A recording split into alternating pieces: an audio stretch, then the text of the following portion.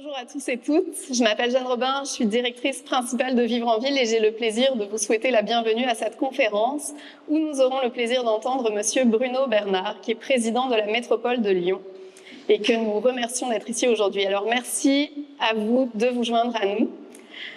Pour celles et ceux d'entre vous qui participaient pour la première fois à un événement de Vivre en Ville, je vais nous présenter en 55 mots. Donc Vivre en Ville est une organisation à but non lucratif qui fêtera bientôt ses 30 ans et qui travaille partout au Québec à ouvrir la voie aux nécessaires transformations du territoire et de nos milieux de vie. Notre équipe, qui compte à peu près 50 personnes, combine des compétences variées et complémentaires en aménagement, mobilité, alimentation, habitation et verdissement. Alors la mobilité et l'aménagement, ce sont des champs d'intervention cruciaux pour relever les défis auxquels nos sociétés font face actuellement. On pense évidemment au changement climatique et à la transition énergétique, mais pouvoir se déplacer efficacement, c'est aussi une question d'équité. Et une offre de transport durable, robuste, attractive, structurante, c'est essentiel pour une collectivité prospère, solidaire et en santé. Et je sais que nombre d'entre vous y travaillez assidûment. Alors merci d'être là aujourd'hui et de prendre un petit peu le temps de s'inspirer. Alors ça fait longtemps que nous souhaitions mettre en valeur dans un événement de Vivre en Ville tout le travail fait dans la région de Lyon en matière de mobilité. Vous allez le voir dans la conférence de Monsieur Bernard, si certains résultats font un peu rêver, c'est quand même le résultat d'un travail important mené depuis de nombreuses années. Alors que le Québec, Montréal et sa région réfléchissent à tous les paliers de décision à l'avenir de la mobilité, nous espérons que ce midi nous offre un petit moment de rêve et nous donne le goût et l'énergie de travailler encore davantage pour atteindre ces objectifs-là. Donc, après la conférence de Monsieur Bernard, on va avoir une vingtaine de minutes d'échange lors desquelles je vais solliciter vos questions pour compléter les miennes. Avant de céder la parole à notre invité, j'aimerais prendre le temps de vous le présenter. Habitant la métropole de Lyon depuis sa naissance, Bruno Bernard est impliqué en politique dans la région lyonnaise et sur la scène nationale depuis plus de 20 ans. Après avoir milité au Parti socialiste, il décide de s'engager politiquement en 2002 au sein d'Europe Écologie Les Verts. Responsable local à Villeurbanne, puis secrétaire régional, il intègre ensuite la direction nationale du Parti écologiste en 2016. Candidat pour la première fois aux élections municipales de 2008, Bruno Bernard est élu conseiller municipal à Villeurbanne et au sein de la communauté urbaine du Grand Lyon pendant 6 ans. Il y siège à la commission Finances. Fort de sa connaissance du territoire et de ses enjeux, il est élu président de la métropole de Lyon en juillet 2020. Son ambition est d'engager la collectivité sur le chemin de la transition écologique et solidaire pour en faire une métropole respirable, apaisée et résiliente. Un gros programme. Monsieur Bernard, nous vous remercions d'avoir accepté de prendre du temps durant votre séjour au Québec pour venir prononcer cette conférence. Et alors, mesdames et messieurs, sans plus attendre, Monsieur Bruno Bernard.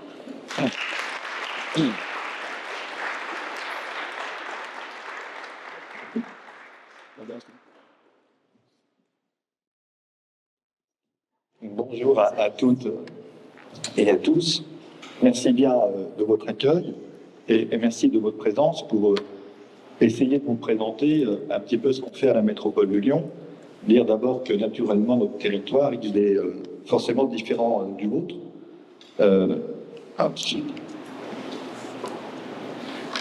Et donc vous présenter d'abord ce qu'est la métropole de Lyon. C'est 1 400 000 habitants répartis sur 58 communes avec un cœur d'agglomération qui est la ville de Lyon de 500 000 habitants.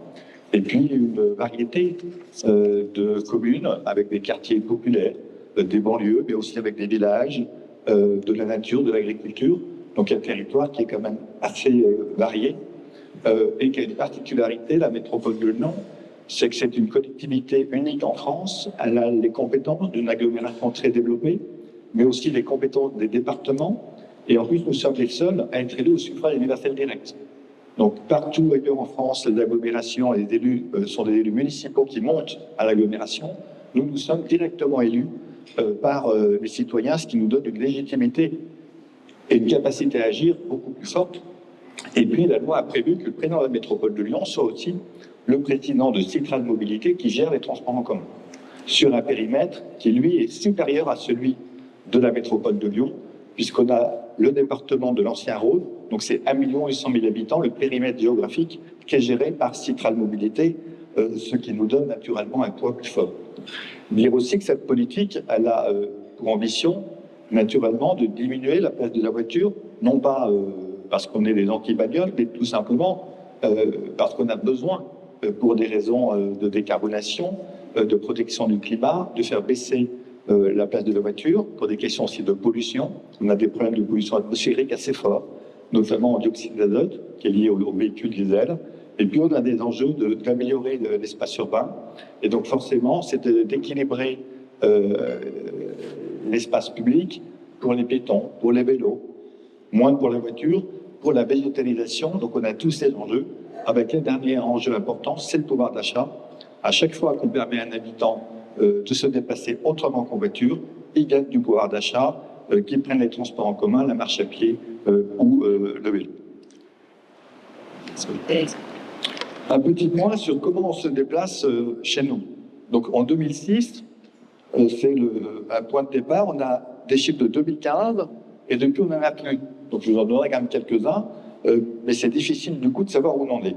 Mais en tout cas en 2006, il y avait 50% des déplacements qui étaient en voiture, on était en 2015 à 44% et on espère être à 35% en 2030, donc une baisse sensible de l'utilisation de la voiture, une hausse légère de la marche à pied de 32 à 35%, une hausse significative des transports en commun, 15%, 19%, puis 22%, et puis on compte sur une explosion du vélo qui est plutôt à 2% entre 2006 et 2015, qui est en train de monter pour un objectif à 8% en 2030.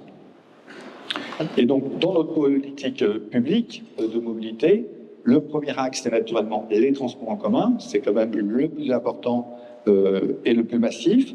Le deuxième, c'est toujours donner de la place aux piétons, de plus en plus en ville, en élargissant les trottoirs, ce qui fait d'ailleurs, je m'en suis aperçu ici aussi, sur Montréal, un plan vélo ambitieux, et puis des solutions de partage de la voiture qui démarrent, donc qui ne sont pas encore sur des très gros volumes d'utilisation, mais qui ont des vraies possibilités, que ce soit l'autopartage ou le covoiturage. Notre réseau de transport en commun, il est le meilleur de France avec Paris depuis très longtemps. Donc on a la chance d'avoir 4 lignes de métro, donc plutôt un métro qui fonctionne, qui est plutôt le cœur de nos déplacements, qui permet d'aller vite et qui recoupe plusieurs axes importants de l'agglomération, 7 lignes de tramway, et puis 109 lignes de bus et 1000 bus et trolleybus qui circulent tous les jours sur l'agglomération. C'est en tout 500 millions de voyages par an qui sont réalisés. C'est en moyenne 300 voyages par an par habitant, ce qui est quand même significatif pour l'agglomération. Et c'est 530 000 abonnés au transport en commun sur 1 450 000 habitants. Donc c'est plus d'une personne sur 3 qui a son abonnement en transport en commun. Sur la ville de Lyon, aujourd'hui, il y a plus d'abonnés en transport en commun que de voitures sur la ville de Lyon. Ce n'est pas vrai sur la métropole. Donc nos transports en commun sont déjà à un niveau très élevé en termes et d'efficacité et de réseau. Avec un réseau qui s'est construit au fil du temps, surtout sur des pénétrantes au cœur de l'agglomération, que ce soit des lignes de métro ou de tram, et pour ressortir en première couronne ou en deuxième couronne. C'est un réseau qui a été construit et qu'on est en train de compléter par des lignes périphériques. Ça fait partie de nos enjeux d'aujourd'hui. Et donc là, vous voyez les projets, donc, comme les cartes sont petites, vous ne devez pas forcément avoir grand-chose, mais nous avons en termes de projet, déjà pour redonner un chiffre, un investissement qui est 2 fois supérieur au mandat d'après, au mandat d'avant, pardon. Donc on est monté à 2,5 milliards d'euros d'investissement. C'est deux stations de métro qui ont été ouvertes au sud, en bleu de l'agglomération, qui étaient des projets prévus depuis une douzaine d'années. Hein. Il nous faut 12-15 ans pour faire un projet de métro. Et là, a priori, on a fait l'essentiel, je pense, sur l'agglomération. Donc je ne suis pas sûr qu'il y aura de nouvelles lignes de métro dans les 20 ou 30 ans qui viennent.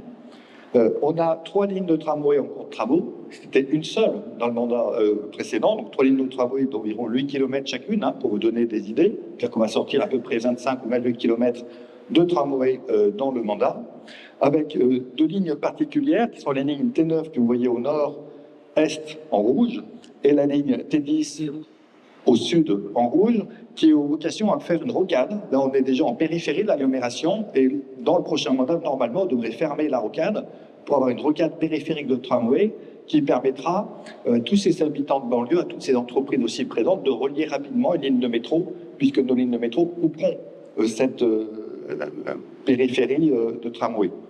On a aussi une ligne de bus à haut niveau de service. C'est la première qui est faite, qui va partir sur l'est de la métropole. Donc, le bus à haut niveau de service, c'est vraiment un site propre partout.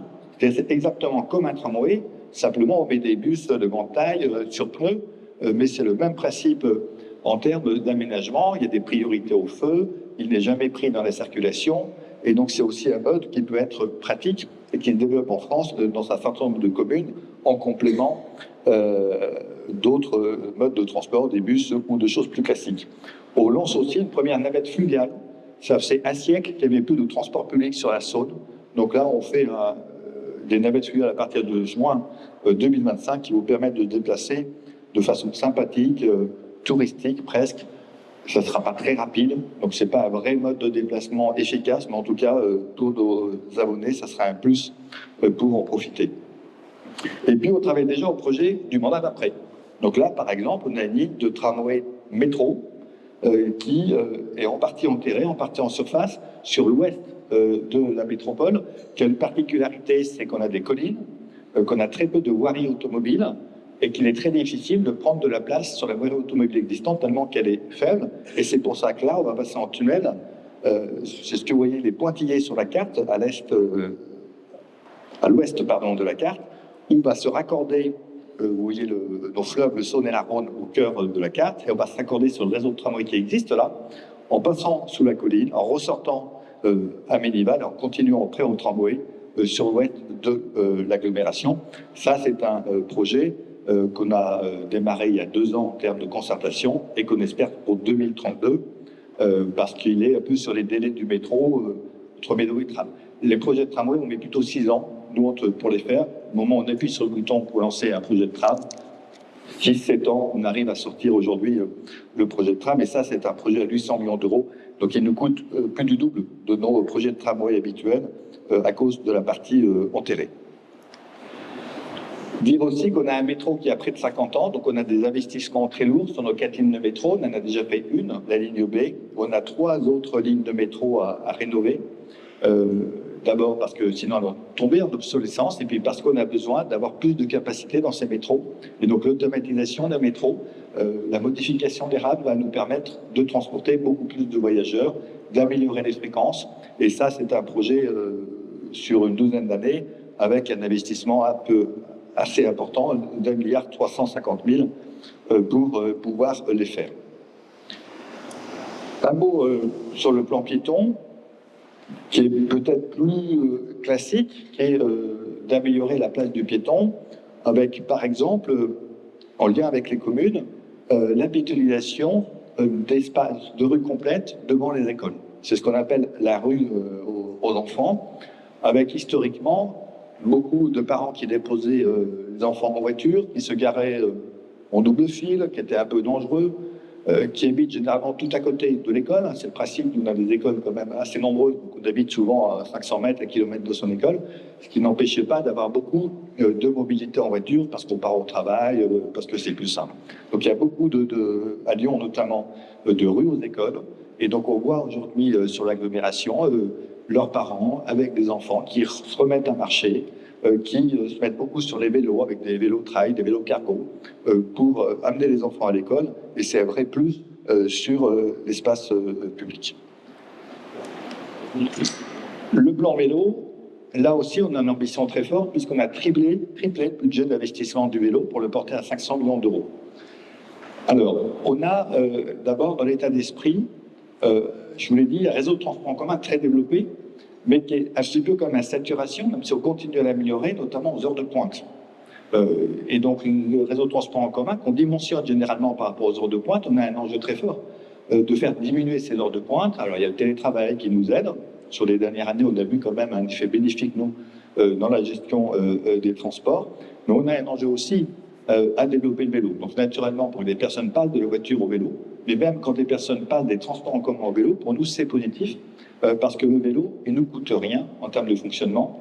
Toutes nos lignes de bus ou de tramway sont déficitaires, donc chaque fois qu'on ouvre une ligne, on crée du déficit et ça nous coûte.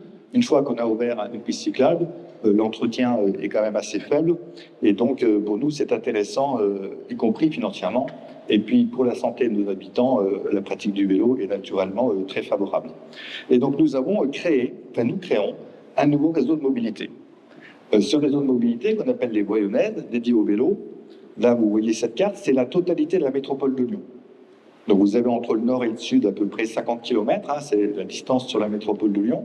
Et l'objet de ce réseau de mobilité, c'est d'avoir des pistes sécurisées partout et de pouvoir se déplacer de façon continue, sans interruption, en toute sécurité, sur des pistes cyclables bidirectionnelles, le plus possible, d'une largeur de 4 mètres, quand on peut. Parfois, on est obligé de composer et d'avoir des tronçons un peu moins larges, 3,40 mètres, 3 mètres dans le pire des cas, avec des traitements en carrefour, ce qui nous donne, à terme, une sécurité importante. Donc là, on a depuis 2 ans des travaux. Les premiers tronçons sont livrés.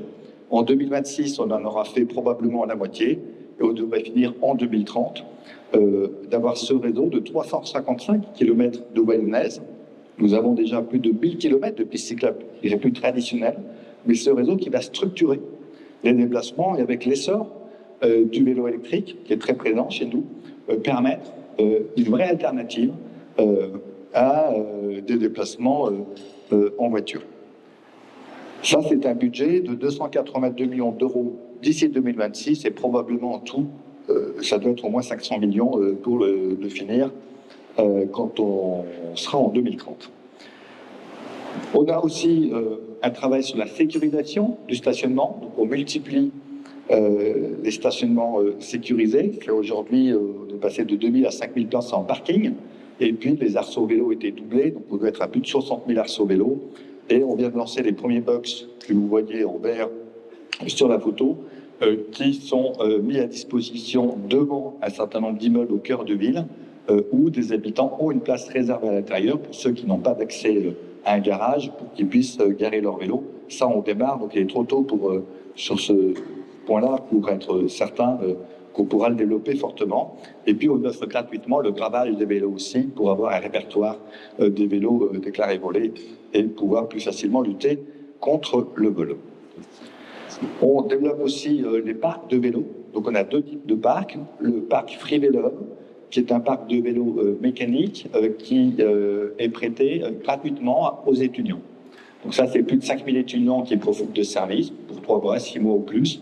Des vélos qu'on a récupérés sur des flottes européennes, qui étaient destinés plutôt à la casse, qu'on a remis en état par des personnes en insertion et qu'on prenne gratuitement aux jeunes derrière, avec toujours cette volonté d'abord de lutter contre la précarité des étudiants, mais aussi de pousser les étudiants au vélo plutôt qu'au transport en commun ou bien sûr qu'à la voiture pour diminuer notre heure de pointe.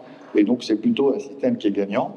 Et puis, on a comme vous des vélos en libre service qui sont les vélos qu'on a depuis 2005 maintenant. On a été les premiers en France, qui fonctionnent très bien, 91 000 abonnés, 5 000 vélos avec 7 rotations en moyenne par jour d'utilisation. Et ces vélos, à partir du mois de janvier, seront à moitié électriques. Donc, on pense qu'on aura encore un boom de l'utilisation du vélo.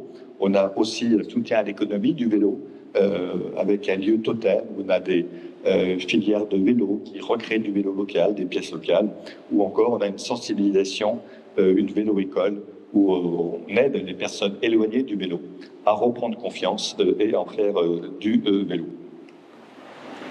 On a aussi un développement du covoiturage. Alors, dans nos compétences que l'on n'a pas, on n'a pas les compétences du train. Et donc, pour les déplacements un peu plus lointains, à 50 km du quotidien, pour aller entre travail et domicile, on est un peu démunis parce que le train dépend de la région, qui n'est pas très active chez nous pour le développer. Et puis, le train, c'est très cher à développer. On a un retard de matériel, on a un retard de qualité des voies ferrées. Donc, y compris s'il y avait une volonté politique très forte de développer le train, il faudrait beaucoup de temps. Et donc, les solutions alternatives au train, il y en a 2. C'est les cars express sur des voies dédiées, où on donne une vitesse au car pour être concurrentiel par rapport à la voiture. Et la deuxième, c'est le covoiturage. Et c'est un système intéressant. Donc là, on parle de covoiturage avec des arrêts qui sont définis. Donc ce n'est pas du covoiturage d'application ou autre. On va à un arrêt quand on est passager. Les voitures qui veulent bien prendre du monde s'arrêtent à l'arrêt et on monte. Et il y a un arrêt défini. Donc on a une ligne comme ça entre Lyon et Bourgoin, 20 ou 30 km qui fonctionne plutôt bien. Mais pour l'instant, c'est 6 000 trajets par mois. Ce n'est pas des gros volumes, mais c'est la plus grosse progression en France. Avec l'idée que si vous êtes abonné au transport en commun et que vous êtes passager, vous ne payez pas, et que vous payez quelque chose si vous n'êtes pas abonné au transport en commun. Et le conducteur gagne 3 € à chaque fois qu'il prend un conducteur. Et là, on travaille sur 11 nouvelles lignes, au-delà du périmètre métropole, c'est sur le périmètre qui est plus large, celui du Citral, pour développer cette pratique. Dernier point sur la voiture et l'autosolisme, c'est l'autopartage, où on essaye de proposer un service, pour l'instant qui est déficitaire pour nous, mais qui permet à des habitants de lâcher la possession de la voiture, soit de la première voiture quand ils sont en cœur de ville, mais peut-être de la deuxième ou troisième voiture quand ils sont peut-être en milieu un peu plus éloigné, puisqu'on sait que quand on n'a plus sa voiture, on va aller l'utiliser en autopartage, mais vraiment quand on a vraiment besoin. Et donc on avait une centaine de véhicules qui étaient portés par une société publique. On est passé à 600 véhicules en 2024. C'est 13 000 abonnés aujourd'hui à ce service, essentiellement des particuliers, mais aussi des professionnels. Et on développe ce service un peu partout sur l'agglomération. Alors, quel bilan on peut tirer? Entre 2019, donc avant Covid, et avant notre élection aussi, et 2023, dernière année pleine, sur nos points de comptage, on a à peu près 1000 points de comptage sur la métropole, on a moins 10% de circulation automobile. Moins 10% de passage voiture, moins 17% au cœur de l'agglomération. Donc il y a moins de voitures qui circulent, il n'y a pas moins de bouchons d'ailleurs, c'est toujours aussi difficile de circuler, un peu plus actuellement à cause des travaux, mais le fait d'avoir réduit les voiries et le fait d'avoir provoqué des alternatives nous permet d'avoir une réelle diminution de la voiture avec les conséquences que ça a. On a une diminution de la pollution atmosphérique qui est plus forte, qui va plus vite que les années précédentes. On a une baisse de l'accidentologie, moins 30% entre 2019 et 2023 des blessés graves, parce que moins de voitures, parce qu'on a fait aussi des zones 30, c'est-à-dire qu'on a diminué la vitesse des véhicules sur beaucoup d'endroits du territoire. Donc on a déjà des résultats. On voit que les transports en commun progressent. On est 4% plus haut qu'en 2019, donc on a depuis longtemps dépassé le pic, le problème du Covid, malgré le télétravail, et on a une progression forte du vélo et des trottinettes qui posent d'autres problèmes, avec un record aussi de fréquentation de notre système Vélo, 91 000 abonnés aujourd'hui. Donc voilà à peu près où on en est. Et puis je ne vais pas aller plus loin pour qu'on puisse avoir des échanges. Je ne suis pas rentré dans la question des financements, mais je pourrais le faire si vous le souhaitez, ou tout autre sujet. Merci.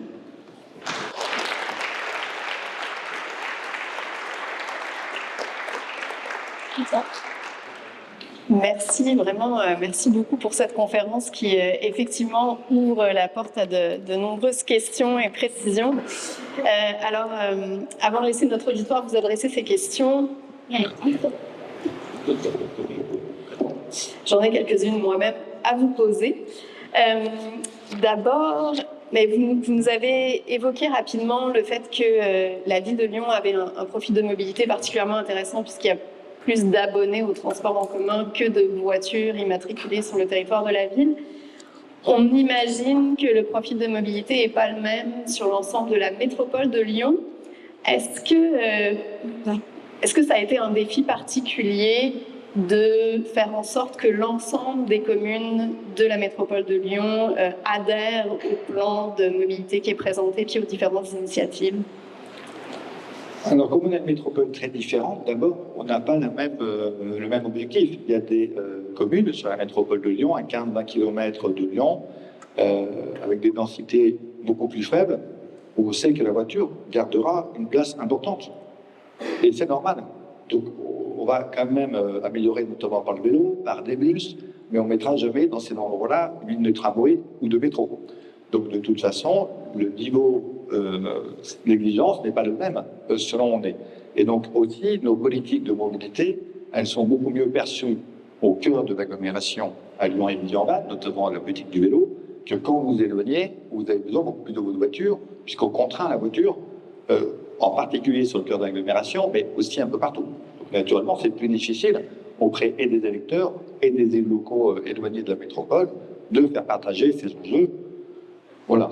Malgré tout, comme on a élu au suffrage universel direct et qu'on a une légitimité très forte et une volonté politique énorme, on arrive à avancer. Merci. Vous avez parlé énormément de toute l'infrastructure de transport qui est déployée dans les fins détails des différents modes. À Vivre en Ville, on aime bien dire que le meilleur plan de transport, c'est un bon plan d'urbanisme. Est-ce que de votre côté, il y a eu aussi justement un rôle de la planification territoriale dans les avancées spectaculaires des parts modales de la mobilité durable? Est-ce que vous avez travaillé ça en concertation avec les différentes autorités? On est en train de remettre en place un schéma qu'on appelle le SCOT, qui concerne la métropole de Lyon et deux autres territoires voisins, donc qui sont les règles d'urbanisme pour les décennies qui viennent. Et naturellement, on intègre des lignes de transport.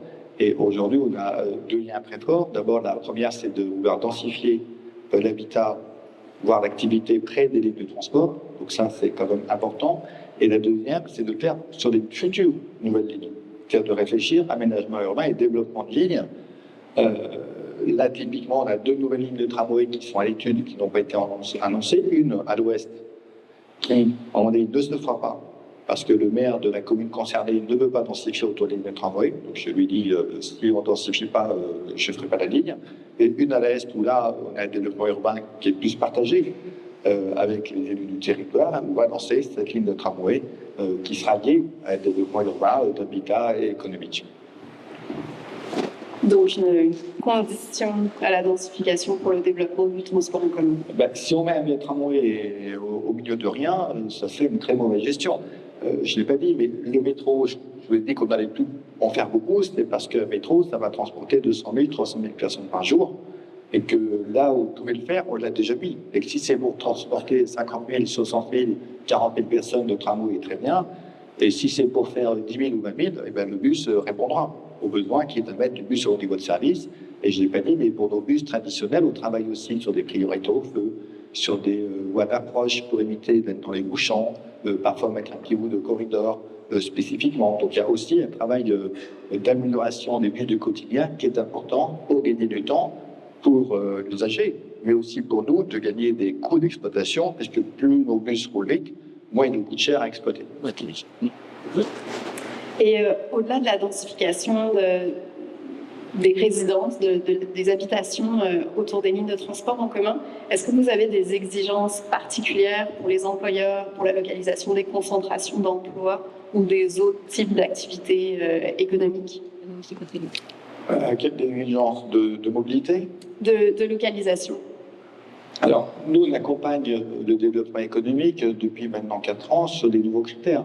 Pour faire simple, autrefois, on disait tout le monde est bienvenu. On regardait simplement le nombre d'emplois qui étaient promis. On disait c'est un plus pour le territoire. Nous, on est aujourd'hui passé d'une attractivité qui était subie à une attractivité choisie. Donc, nous, on travaille sur les filières qu'on veut voir arriver sur notre territoire, celles qui ont déjà un lien, comment la capacité d'embaucher du personnel de notre territoire et pas forcément de l'autre bout du pays, comment sur leur activité en lien aussi avec le territoire. Donc, on a vraiment, je dois dire durci, mais en tout cas, même si l'activité économique se développe partout sans nous, quand nous, on agit sur nos fonciers, par de l'accompagnement, on choisit ce qu'on fait, et donc on a aussi, sur ce sujet, mis d'autres critères, et le lien avec les mobilités est aussi important, et on voit d'ailleurs qu'en périphérie, quand il n'y a pas beaucoup de transports en commun, nos entreprises ont de plus en plus de mal à recruter. D'accord. Ça m'amène à un petit lien avec le financement du développement du transport en commun. Comparé à ce qu'on est habitué à voir au Québec, le financement du transport collectif à Lyon, il dépend très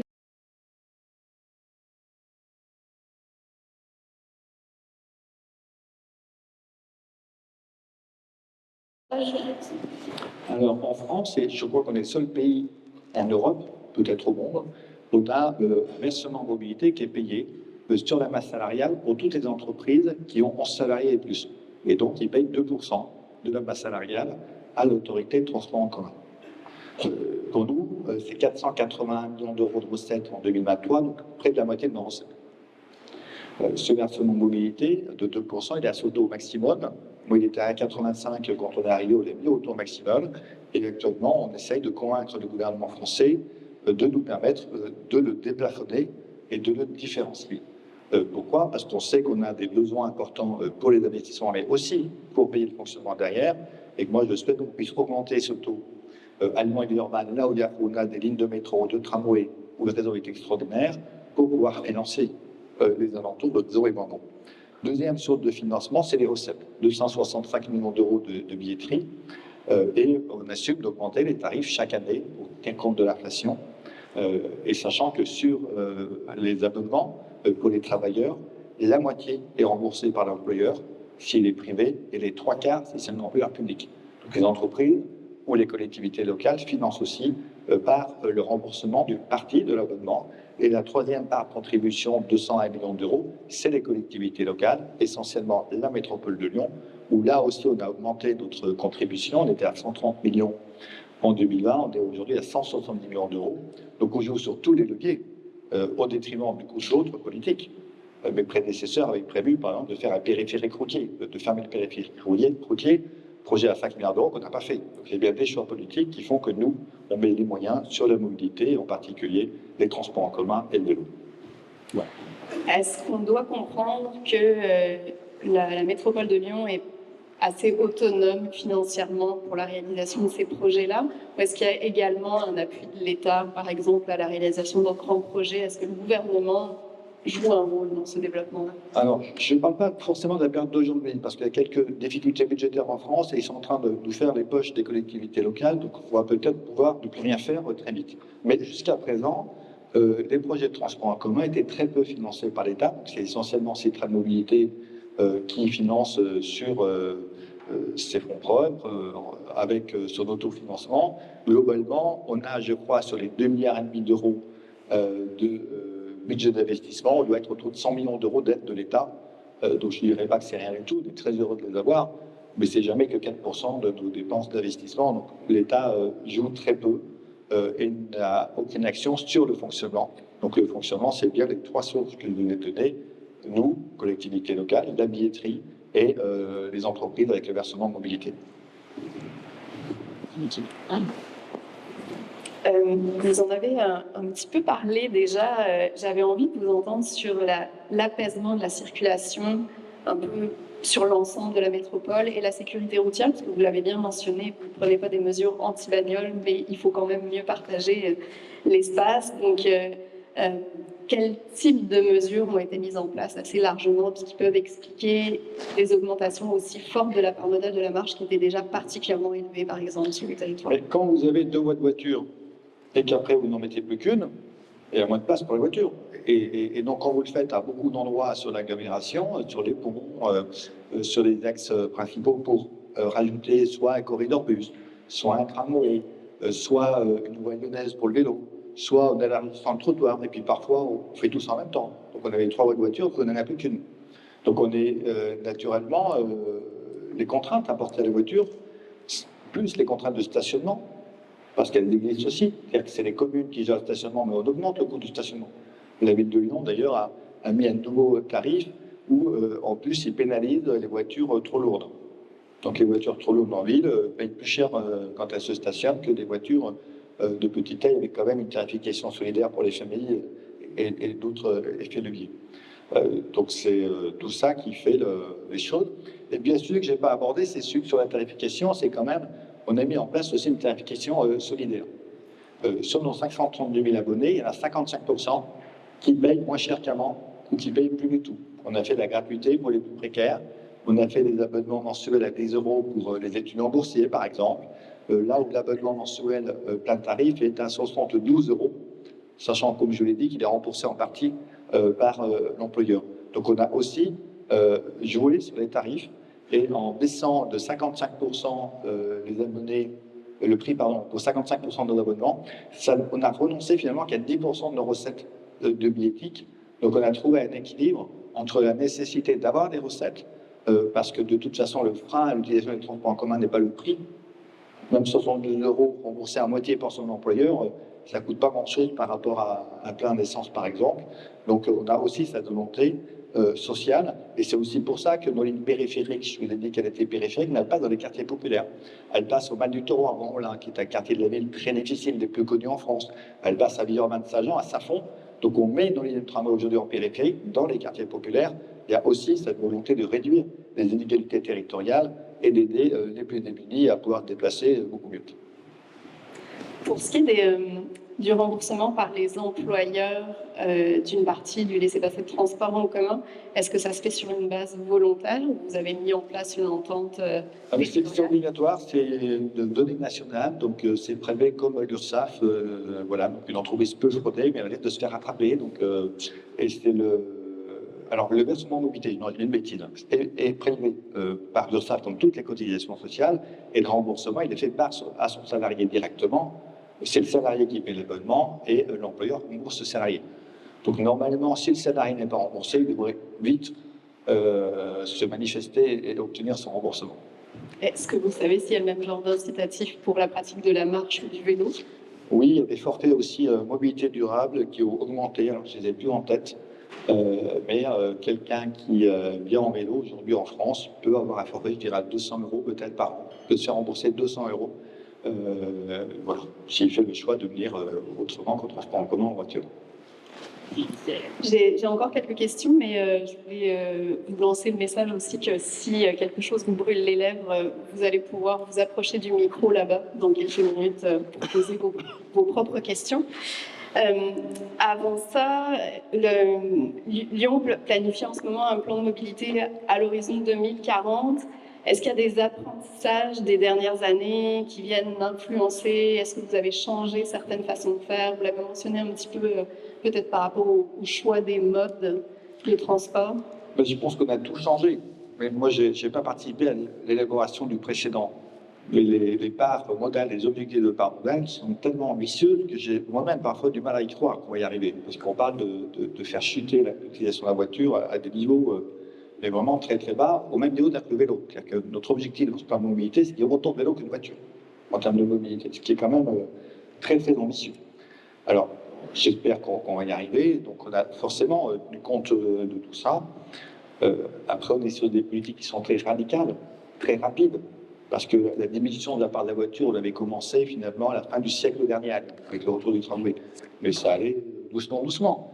Et là, on a tellement accéléré que forcément, on a besoin quand même de faire preuve de pédagogie et puis d'arriver à ce que les citoyens adhèrent. Ce qui n'est pas toujours simple, il faut aussi se dire, on a quand même aussi des opposants très forts.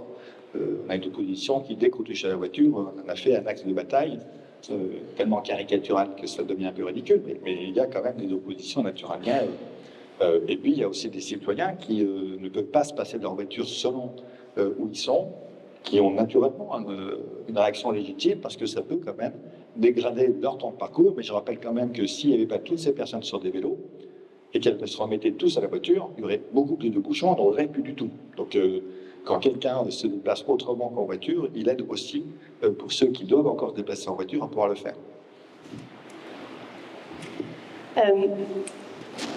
Vous avez mentionné que vous n'avez pas la compétence du train, mais vous tentez de développer quand même une offre de transport collectif ou alternatif pour des relativement longs trajets, mais qui sont quand même des trajets de navettage, c'est ça qu'on comprend. Vous avez notamment entendu parler de cars sur des voies dédiées. Est-ce qu'il y a effectivement des voies qui étaient auparavant consacrées à la circulation automobile et puis qui ont été réservées à la circulation du transport en commun? Oui, on a sur un certain nombre d'axes routiers qui pénètrent dans le cœur de l'agglomération une voie qui a été mobilisée pour les transports en commun et pour le covoiturage. C'est-à-dire qu'on a le droit de prendre que en transport, enfin que nos bus, si on est plusieurs dans la voiture, et je crois aussi que ça doit être possible pour les véhicules électriques qui les prêtent. Et puis, il y a d'autres expériences, notamment en Île-de-France, où là, ils ont pris la bande d'arrêt d'urgence pour en faire une voie bus. Donc, l'intérêt du bus express, il ne marche que s'il n'est pas bloqué dans les bouchons. Donc, il lui faut des avantages par rapport à la voiture, et puis régler des problèmes de points noirs, de bouchons, pour qu'il ait un bout de voirie à lui. Donc, on développe On a développé quelques lignes, on en développe quelques-unes sur des distances plutôt de 30-40 km. Donc ça fait partie des solutions qui ne sont pas sur des gros volumes de voyage, parce qu'on est sur des zones qui sont moins denses, mais où le bus peut répondre à la demande et être utile. Est-ce que certaines personnes dans la salle seraient prêtes à poser des questions? Je pourrais vous céder la parole bientôt. Oui. Les micros vont être allumés. Alors juste avant, je vais mentionner que pour les questions, on souhaiterait évidemment que ce soit davantage une question d'un commentaire et on vous invite à vous présenter à chaque fois avant de poser une question. Merci beaucoup. Le micro devrait fonctionner. Si on prend le mien. Est-ce que vous m'entendez? Je n'ai pas l'impression. Pas encore. Ouais, tu peux venir là. Hein.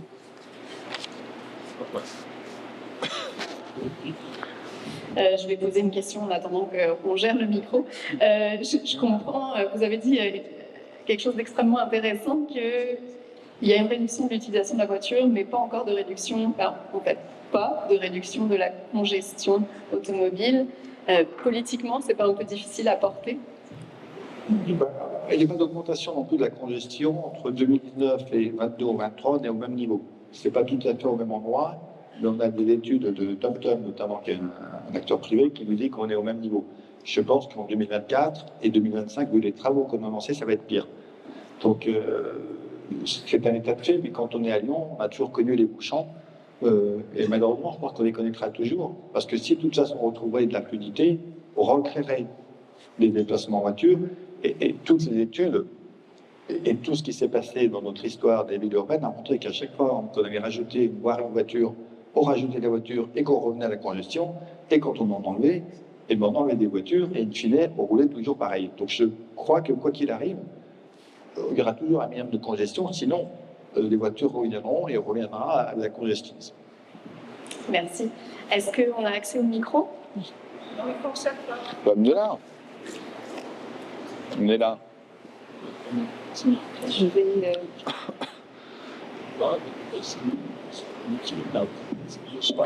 Oui. Bonjour, Suzanne Labo, membre du conseil d'administration de la STM. J'ai une question un petit peu plus pointue concernant le financement, parce que vous avez une certaine autonomie qu'on n'a pas ici au Québec. La contribution des employeurs, qui est de 2 de la masse salariale, et le remboursement obligatoire des frais de transport des salariés, comment ça s'est mis en place en France? Ça s'est mis en place par l'État français, mais ce qui m'intrigue, c'est ça fait combien d'années? J'imagine que des employeurs qui sont situés dans des endroits moins bien desservis par le transport collectif ont dû râler. Alors, j'aimerais juste que vous en pensiez sur cet enjeu-là. Merci. Alors, dire qu'il y a des taux de versement annuité qui peuvent être différents. Nous, il est de 2% sur toute la métropole de Lyon. On n'a pas le droit qu'ils soient différenciés, mais sur les territoires autour de nous, qui sont aussi à l'identité de mobilité, sont plus faibles, 0,5, 0,8, 1%. Comment ça s'est mis en place? Vous me posez un peu une colle, parce que c'est tellement vieux que je ne m'en souviens plus. Je crois quand même savoir qu'à une époque, les entreprises, notamment importantes, avaient l'obligation de transporter leurs salariés avec des systèmes de bus. Et donc, ils avaient leur propre bus qui allait chercher les salariés pour les amener à l'usine. Et qu'à un moment donné, il y a eu un transfert, finalement, à la collectivité de cette gestion de bus. Et c'est, je pense, là qu'a été mis en place le versement mobilique. Bonjour, Sylvain Ouellette, conseiller municipal à la ville de Montréal. Excellente présentation, toujours un peu jaloux voir les projets qui se font en France, le financement du transport en commun en France et surtout les coûts de construction en France qui sont nettement moins chers que les nôtres ici en Amérique du Nord. Question, j'ai eu la chance en 2019 d'aller aux entretiens Jean-Cartier à Lyon. Bon, il y a des fleuves, il y a quand même beaucoup de dénivellation à certains endroits. Dans la présentation, on ne va pas parler, par exemple, des téléphériques urbains. Je sais que Toulouse en a inauguré un présentement. Ça, c'est des choses que vous regardez. Oui, on a regardé, on a même lancé un projet de concertation sur un téléphérique sur l'ouest lyonnais pour passer nos collines.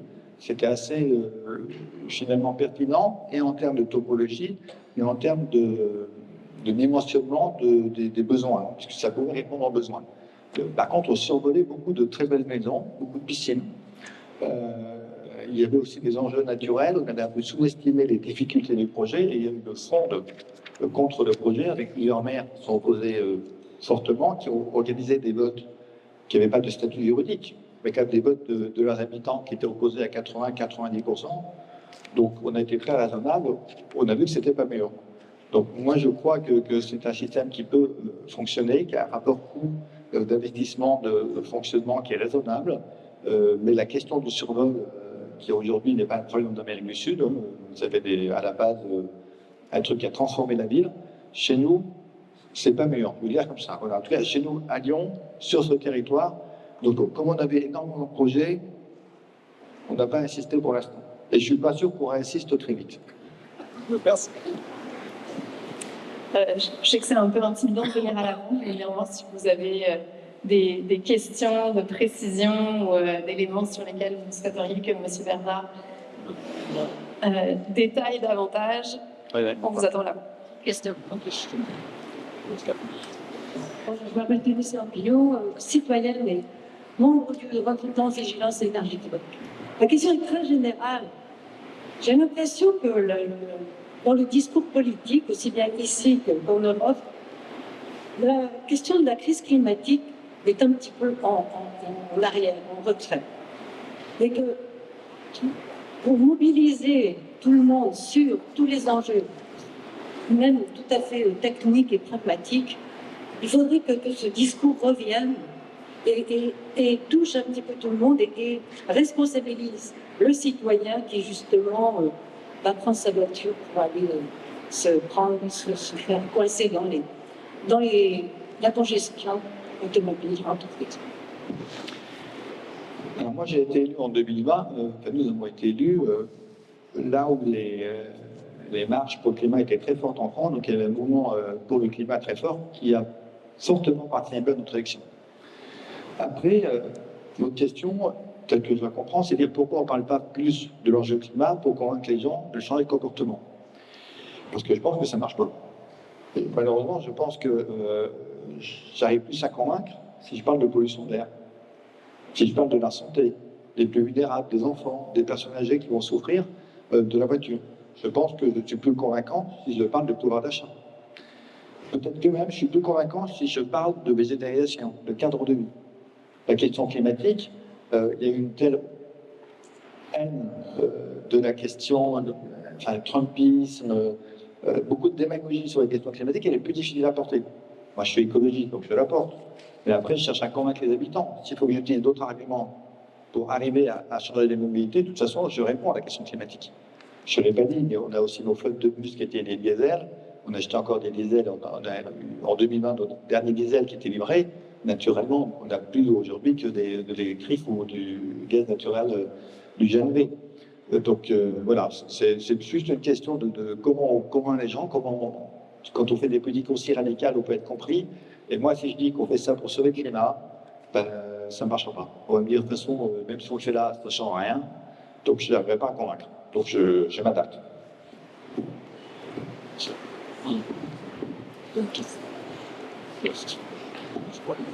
Bonjour, Samuel Pagé-Plouffe, je suis collègue à merci pour votre présentation. Vous avez mentionné tout à l'heure que la densification est une condition pour recevoir des investissements en transport collectif.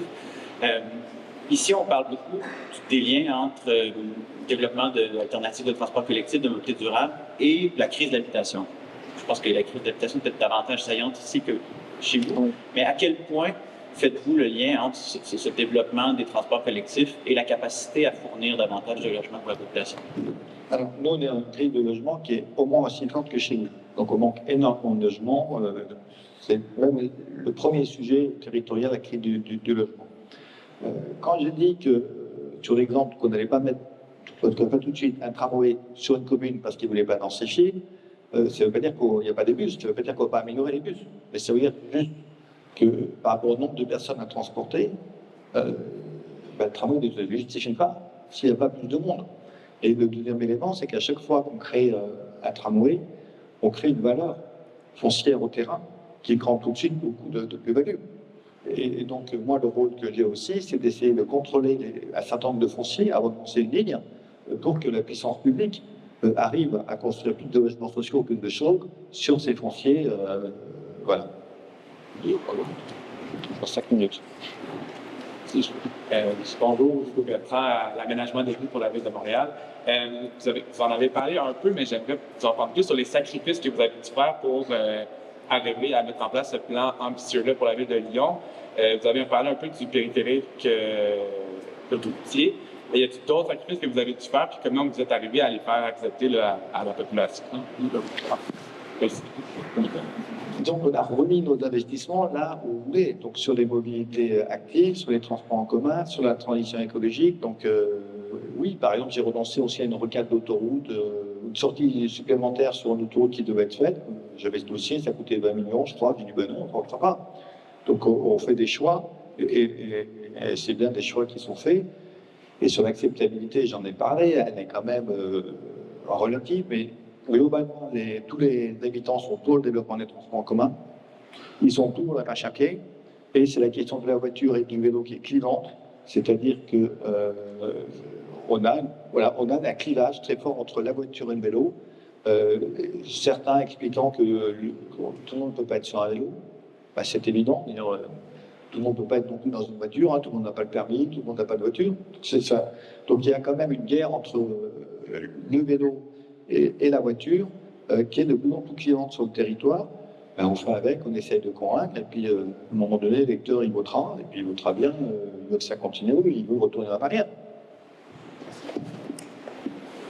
J'ai vu qu'il y a deux personnes qui attendent pour une question, vous allez pouvoir la poser, mais ça m'amène à une question de clarification aussi. Donc, la métropole de Lyon est aussi responsable du financement des infrastructures routières sur son territoire. Quand vous dites on renonce à un échangeur supplémentaire, c'est des économies pour vous. On n'est pas responsable de tout. Il y a encore des voiries nationales, mais la plupart des voiries sont de notre compétence, l'entretien, le développement, etc. Oui, c'est bien nous qui faisons des choix et on a un peu moins entretenu la voirie d'ailleurs pour des questions économiques. Ces derniers temps, on fait parfois des réparations quand il y a un trou, on rebouche le trou et puis voilà, c'est terminé. On ne peut pas forcément automatiquement mettre la route.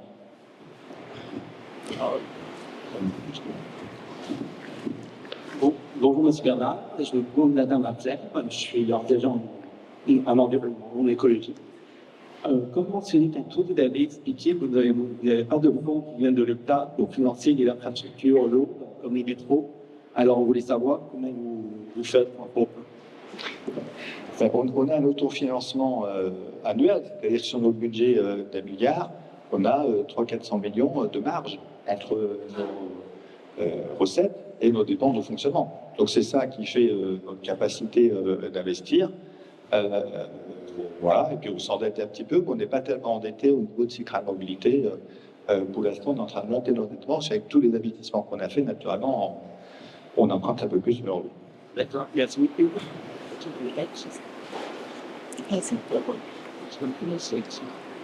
Bonjour tout le monde, bonjour monsieur, bonjour madame. Je suis l'ancienne lyonnaise, je suis dans la légende de Lyon mauvais temps. C'est pour moi un retour au sourire. Mon nom est Marie Carougo, je suis montréalaise. Alors, ma question porte sur le sujet de la planification solidaire. Vous avez dit que vous avez instauré des mesures de gratuité. Et donc, ma question était de savoir comment vous arrivez à cibler les populations les plus précaires et est-ce qu'il y a des zones qui bénéficient plus de cette tarification solidaire que d'autres, sachant que le contexte international, l'inflation, des risques économiques touchent quand même pas mal de monde, et même la classe moyenne. Comment est-ce que vous gérez ça? Merci. Alors, la gratuité, c'est par exemple pour les bénéficiaires du RSA, le revenu de solidarité pour les personnes qui ne travaillent pas et leurs ayants droit. Et donc, naturellement, je crois qu'on est à 80 000 ou 90 000 abonnements gratuits. Aujourd'hui, c'est pour 530 000. Et naturellement, ils voient la carte des abonnements solidaires, qui soit gratuits ou tarif réduit, et la carte de la pauvreté de la métropole, c'est la carte. Donc, évidemment que dans nos quartiers populaires, on a beaucoup plus d'abonnements réduits que dans un quartier riche. Donc, ça se voit totalement sur les cartes. Et on arrive à faire de l'année verte, donc ils commencent à avoir quand même, ces dispositifs sont quand même bien connus.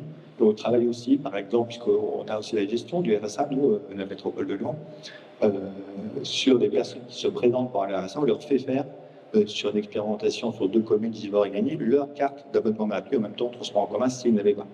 Donc on travaille aussi vers les verts. Et je crois que ça, c'est quelque chose que vous connaissez beaucoup ici. Parce que sur le social, vous êtes souvent meilleur que nous sur les politiques sociales. Alors, merci beaucoup. On va malheureusement devoir mettre fin à cette discussion passionnante. Merci à vous d'être venus à cette conférence. Merci aux personnes qui sont venues poser des questions. Je tiens à vous remercier chaleureusement, Monsieur Bernard, d'avoir pris le temps de nous offrir cette conférence alors que vous avez un horaire très chargé pendant votre visite au Québec cette semaine. Le micro tombe, hein, c'est ça? Est-ce que quelqu'un peut sauver le micro, s'il vous plaît? La conférence d'aujourd'hui...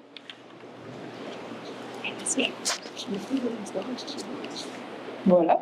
La conférence d'aujourd'hui vous a été présentée grâce au soutien d'Hydro-Québec, qui est le partenaire principal de la programmation annuelle de Vivre en Ville. Et je vous rappelle que Vivre en Ville organise chaque mois des événements dont plusieurs sont gratuits, certains sont accessibles en ligne. Donc abonnez-vous à notre infolettre pour vous tenir informés de nos prochains événements. On a encore une programmation très riche cette année. Merci à tous pour votre présence aujourd'hui. Au plaisir de vous revoir bientôt et merci. Merci beaucoup.